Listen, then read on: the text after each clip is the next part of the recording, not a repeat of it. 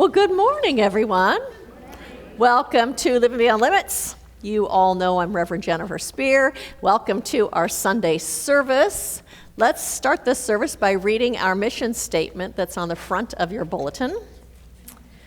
We are a sanctuary where people can discover and reveal the presence of God within their own being and experience their oneness with all life. Through the realization of this inner presence of love and peace, we give way to the evolutionary impulse of the divine and become a beneficial presence in the world.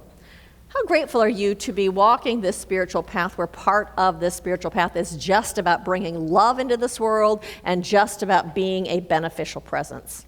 Because every time that we do that, it activates and wakes up our spirit, and then our spirit motivates us to do that even yet more. So that's what we're doing here is we are creating this sanctuary, this environment that nurtures that kind of awakening through the readings and through the music and through the talks so that we can own the truth that we are at our core essentially spiritual beings, and so that we can live this life where we are spirit forward and we bring that into the world.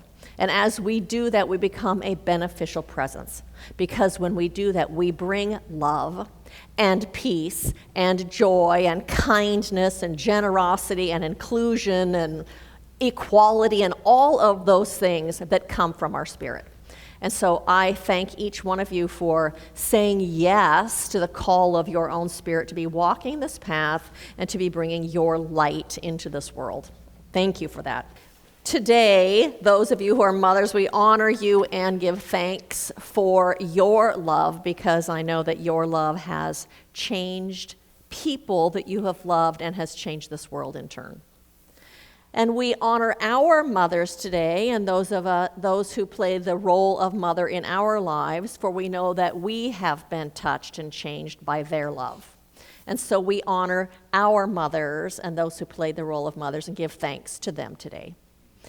And I also know at the same time that this can be kind of an emotionally mixed bag for people, because some of us didn't have the greatest mothers, or some had great mothers part of the time, but not all of the time. And some of us didn't have our mothers for very long or don't have them now. So there's emotionally mixed bag happening today too. So I want to acknowledge that that is real, that is present also on Mother's Day.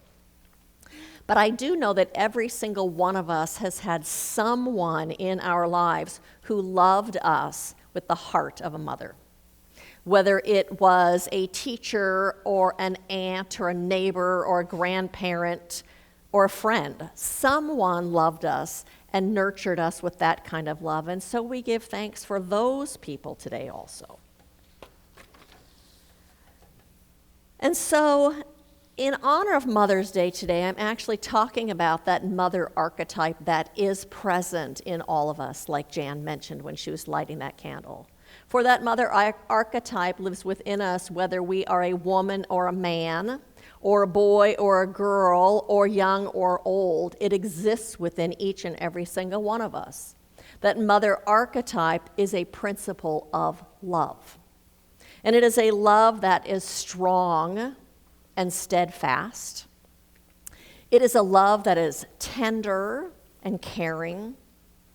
It is a love that is nurturing and supportive, and it is unconditional, that kind of love, and unending. And that kind of love creates the environment actually for each of us to flourish and to thrive.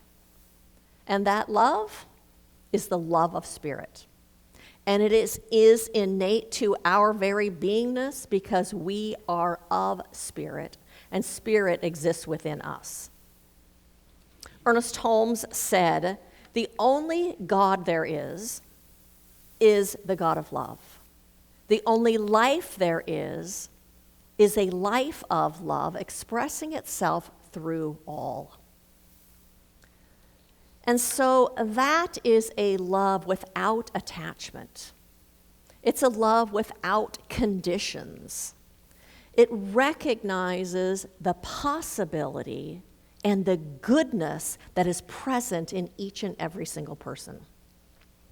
It is a love that is tenacious and does not compromise and does not give up. It makes me think of, the mother, that love in a mother that enables her to lift a car up off of her child that's caught beneath the car. It's the kind of love also that enables a mother to still love her child who is an adult and who is now imprisoned for murdering someone. It's an unending, unconditional love.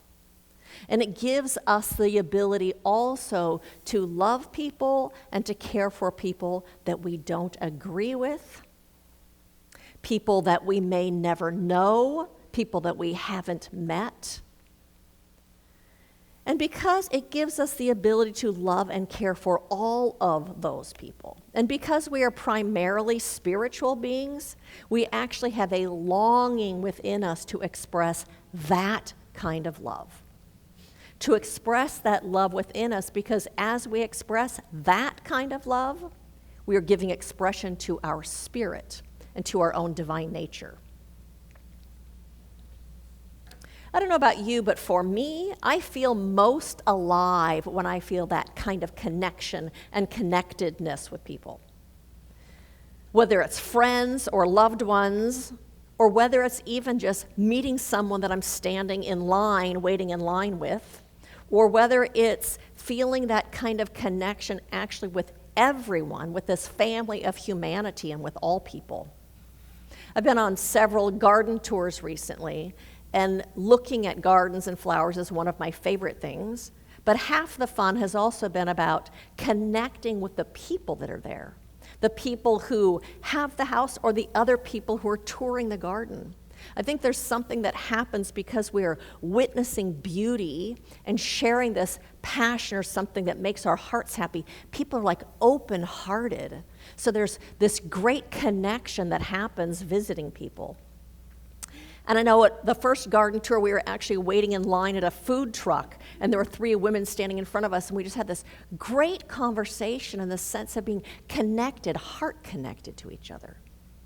And we had a women's movie festival recently, and they were all movies written by women, directed by women, about women's lives, starring women. And it was so amazing. The first one that we watched was a story about 4 women who grew up on the border of Mexico and Texas and were Mexican, and how none of them were encouraged to go to college, and how each one of them ended up going to college, becoming teachers, and actually earning doctorate degrees. Watching those movies, oh my God, I feel so connected to all women on this planet, honoring them and celebrating them and proud of them. I love to have that sense of connection. It feels so good to live in that place. I want to live in that sense of connection and love like that all the time. How about you? Is that somewhere you'd like to live all the time? It feels so good to us when we are expressing loving kindness. Because when we express loving kindness, it connects us to our spiritual self. It connects us to the part of ourselves that feels our oneness with humanity, that kind of gets buried sometimes. And I just love the fact that love and loving other people is part of our chosen spiritual path. Isn't it awesome? I talked to one of my friends who goes to a Christian church one day, and I said something about that. I often talk about kindness. And she kind of looked at me like this, really? You talk about kindness at church? It's like, I love that love is central to this path that we are walking because it gives access to our spirit. And so at Centers for Spiritual Living, part of the Global Heart Vision, which is a vision that leads us in what we do, says, we see Centers for Spiritual Living as a global community of inspired individuals caring for and about each other and the entire planetary family, thereby bringing the gift of active compassion and kindness to the world. That's one of the things we stand on here. And so the title of this talk today in honor of Mother's Day is The Love Connection. And I'm talking about us being connected to and staying connected to the love inside of us. For that mother archetype that's in each of us exemplifies love and care and compassion and selfless service. And I think that when those qualities that are within us come forward, anytime, but I think especially in challenging times, especially when it's difficult, it heals something in us. And it heals something in the world and transforms the things that are around us. And so I read a story, I think this came out maybe 2 weeks ago. It says, aid groups finding ways to reach battered Iranians. Civilians in Iran are facing deepening hardship as the conflict disrupts access to food, medical care, and basic services. Estimates from the United Nations and international aid agencies reported by the Associated Press indicate that thousands have been killed, tens of thousands injured, and millions displaced from their homes.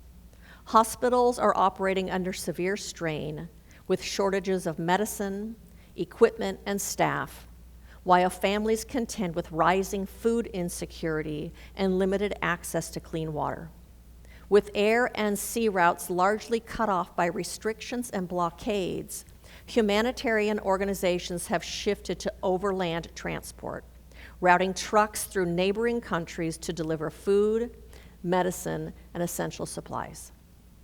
Despite delays and logistic challenges, relief workers say the effort continues. We don't wait for perfect conditions, said Tommaso Della Longa of the International Federation of the Red Cross. If people need help, we find a way to reach them. That is the love of the mother archetype. Even when it's challenging, even when it's hard, we find a way to love. And that's the kind of love that I'm talking about today.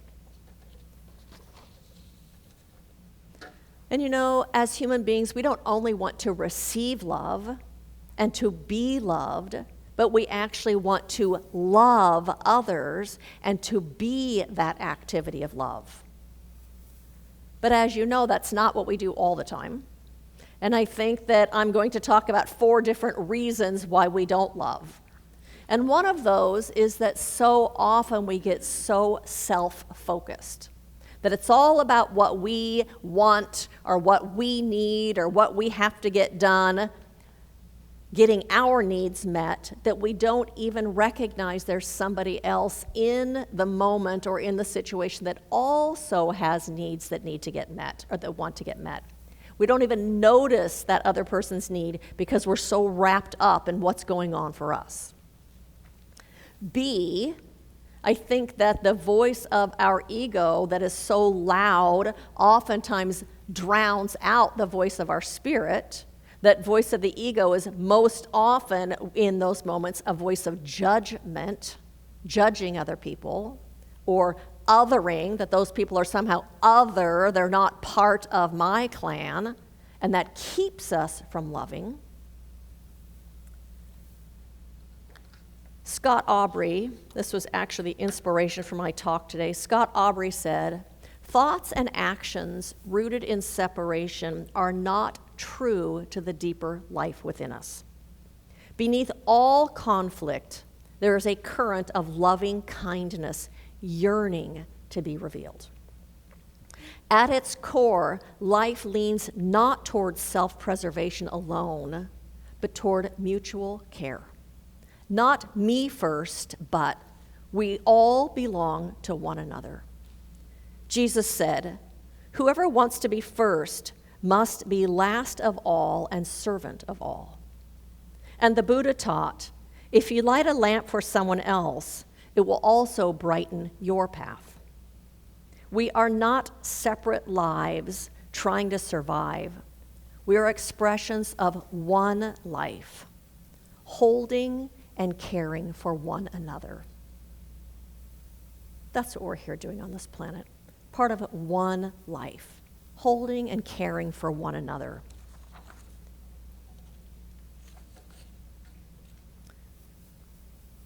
The third thing, which is kind of what I mentioned already with that ego, I think that keeps us from being that place of unconditional love, is that we place restrictions on our care, on our love, on our generosity, on our compassion. We say, I will love you if, fill in the blank, or I will love you when, fill in the blank. We say, you are outside of my circle of love and circle of care, because in order to be inside my circle of love and care, you have to agree with me. You have to agree with my beliefs, or you have to believe with my political persuasion, or my religion, or my beliefs, any of that kind of stuff, with my ideas, that in order to be in my circle, you have to be in agreement with me. Otherwise, you are outside, and that keeps us from loving.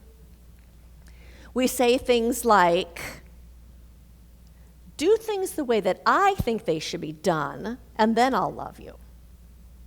Then I will give you my love and care when you do things that I agree with. And the last thing that I think we do that keeps us from loving is we say, I will love you when you are nice to me first. I will love you when you love me adequately by my measurement. Marianne Williamson reminds us, people deserve our love not because of what they do, but because of who they are. When someone has forgotten their love, they have fallen asleep to who they are. Our challenge and our spiritual power lies in remaining awake. It relies in us remaining awake to who we are, to what we're doing here on this planet. So loving like that, I will love you when you're nice to me or when you love me first, that's tit for tat. That is transactional love. That is love of the ego, not love of the spirit. And when we are in judgment, it's like pulling down shades. We can no longer even see that the person in front of us is part of this family, is part of our kin, belongs to us, that we belong to each other. Rumi said, your task is not to seek love, but merely to seek and find all the barriers within yourself that you have built against it. What are the barriers inside of yourself that you have built against loving others? That's the stuff that needs to be healed. We forget sometimes that when we share from our heart, when we share from our spirit, it serves us. It enables us to come home to ourselves, to come home to our spirit, to come home to our own divine nature. It fills us up. It makes us feel satisfied. It helps us find that heaven that lives inside of us. An old woman died and was taken to the judgment seat by the angels. While examining her records, however, the judge could not find a single act of charity performed by her, except for a carrot she once had given to a starving beggar. Such, however, is the power of a single deed of love, that it was declared that she should be taken up to heaven on the strength of that one carrot. The carrot was brought to court and given to her. The moment she caught hold of it, it began to rise as if pulled by some invisible string, lifting her up skyward. A beggar appeared. He clutched the hem of her garment and was lifted with her. A third person caught hold of the beggar's foot and was lifted also. Soon there was a long line of people being lifted up to heaven by that one carrot. And strange as it may seem, the woman did not feel the weight of all of those people who held on to her. In fact, since she was looking heavenward, she didn't even see them. Higher and higher they rose until they were almost near the heavenly gates. That is when the woman looked back to catch a last glimpse of the earth and saw the whole train of people behind her. She was indignant. She gave a patronizing wave of her hand and shouted, "Off, off, all of you. This carrot is mine."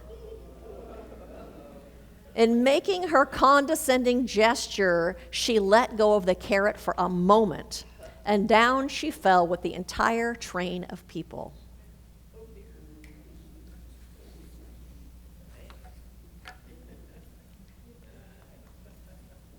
We lift ourselves and we lift others with our generosity and our kindness and our love, and we do it selflessly. And so the kind of love that I'm talking about comes out of empowerment. It comes by making a conscious choice to love like that.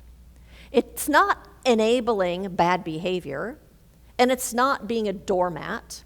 It's not letting people use you or abuse you or treat you unwell.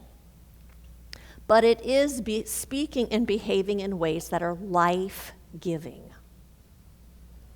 It is using words that build up rather than tear down. It is about speaking with kindness and encouragement, listening with empathy and a desire to understand. And it includes having healthy boundaries. It includes saying no when that's the appropriate thing to say, and yes when that's the appropriate thing to say. It's not about over-giving, but it does include forgiving. It includes selfless service and exhibiting behavior that supports flourishing and thriving. And it includes self-care. It's not giving to the detriment of yourself. It's giving to the flourishing of yourself also. You know, it's like not letting your grown son live in your basement and not have a job. That's not loving, that's enabling. Loving instead is encouraging a person, believing in them, helping them see their capability and their power, and helping them discover that. That's loving, not enabling someone to stay stuck and not thrive in their lives. Enabling and helping someone become self-empowered and actualized, that's loving. And at the same time, the love that we give, that mother archetypal love, is done without expectation of receiving anything in return. It's loving to love.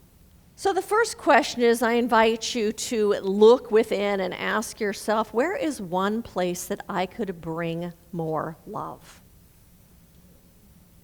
Where's one place in this world, in your relationships, anywhere, where you could bring more love? And secondly, what idea, attitude, or belief is keeping me from expressing more love in the world? What idea, attitude, or belief is keeping me from expressing more love in the world? And so my invitation to you this week is to practice mindfulness, to pay attention to your thoughts and your words and your actions, and to ask yourself, is what I'm doing or thinking or how I'm acting, is this loving? Is this life-giving? To pay attention, is what I'm doing here life-giving? And to remember that your love, your care, your compassion, your kindness, it is a medicine that can heal your soul. That can heal your soul and that can transform this world. And remember that when you act from your spirit, when you act from your heart, that it serves the other person. Studies also show it serves even more than that person. It serves the person that witnesses it, and it serves you. And because we're all connected, it serves the whole, every single time. I'm going to close with a quote by L.R. Nost, who is an author and social justice activist. She says, "All things break, and all things can be mended, not with time, as they say, but with intention. So go, love intentionally, extravagantly, and unconditionally. The broken world waits in darkness for the light that you are." And so go love extravagantly. Love without conditions, without rules. And be the place where that living spirit shows up on this planet. And so blessings to each and every one of you as you give way to your spirit in this world and as you bring your heart and your love to a world where it is much needed. Blessings, and thank you for that.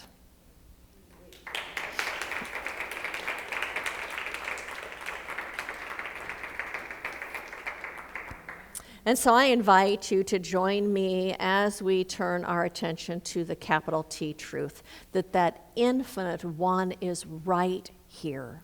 That infinite one is everywhere we go, right in the midst of every single thing that we do, for it is the one and only power and presence and life and beingness and energy that is happening. And that I recognize that the very energy of that is the essence of love. It is a truth of wholeness and of power. It is the expression of inclusivity and oneness and belonging to each other, belonging to this family of humanity. This is all part of that infinite one. And that I recognize we are each actualized expressions of that we are each individuations of that, of like. That we are each individuations of love and wholeness and power and good. And that we walk as that presence in this world. And so I know that at every single moment we are continuously being sourced and resourced. When times are challenging, when things are hard, when we don't agree with people or like what they're doing, love is still present and love is the way. And so we tap into that within us. That is our very own spiritual nature. That is that mother archetype that always lives within us. And we bring that to life, knowing that as we do so, it does heal, and it does make whole, and it does create heaven on earth, this place where we care for and about each other and this family of humanity. And so I give thanks for this realization. I give thanks for this understanding. I give thanks for our ability and willingness to give way to that in this world, knowing that healing is the result of that. And so I speak this word also about every single person on this planet, knowing that same love is the very essence of who they are. And that love right now is stirring within them and calling their name to be this love, to be this light, to bring that into the world. And so I recognize that we are one in this family of humanity, one in spirit, that our spirits are eternally connected to each other. And I speak this word about every single leader and politician and decision maker, knowing that the wisdom of the Most High right now is guiding their decisions and actions. That the love of the divine is revealing itself through their minds, through their hearts, through their hands.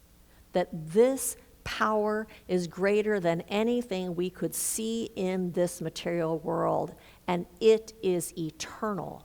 It is forever. It is endless and boundless and revealing itself right now. And so we just rest in this knowing, in trust, in faith, and in open-heartedness.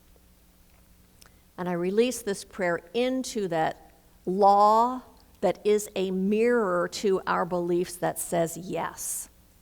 And so we hold those truths in our mind. And we let this go, and we let it be. And I say, and so it is. And so I do have some invitations for you. One is the last Sunday of the month, the fifth Sunday. It's not Sunday, actually.